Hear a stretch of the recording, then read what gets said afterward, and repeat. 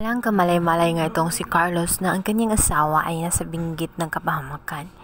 Hindi niya alam kung ano ang nangyayari sa loob ng kanyang bahay na itong ang si Lynette ay pinasok na pala ng mga masasamang tao. At walang magawa si Lynette kundi tumahimik lamang, kundi lalong malalagay sa alanganin ang kanyang buhay kung siya pa ay magsasalita. Ngunit hindi pa talaga siya pinabayaan ng may kapal sapagkat sa puntong yun dumating naman itong si Regan at itong ang si Harry. Noong mga panahong yun, nakapasok sa loob ng bahay nga itong si Regan dahil pinagbuksan nga siya nitong si Lynette sa kondisyon na hindi siya magsasalita na mayroong ibang tao sa loob ng kanyang bahay.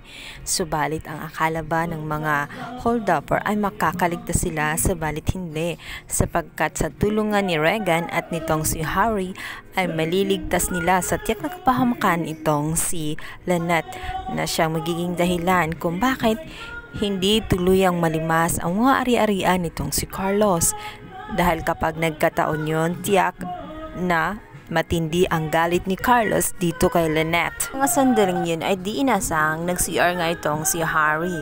At hindi alam ni Harry na nandoon nga sa CR nagtatago ang mga masasamang loob. At dito nga'y nakipaglaban si Harry. Napansin agad ni Lynette ang nangyari kay Harry. Kaya naman agad na sumaklolo itong si Regan.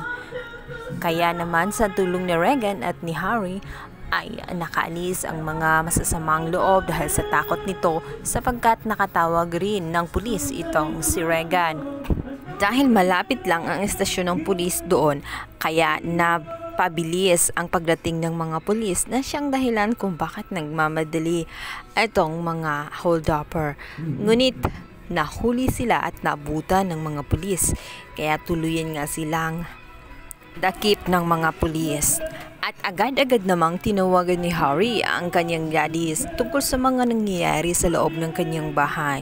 Agad umuwi itong si Carlos at dito nga'y tinanong ni Carlos kung sino ang may pakanan ng lahat at dito nga niya matutuklasan na inuutusan pala ito ni Moira.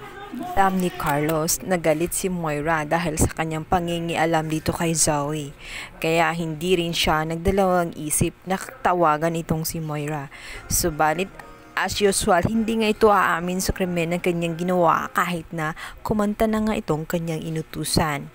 Naghugas kamay ito at sasabihin wala siyang kinalaman tungkol sa nangyayari sa kanyang bahay.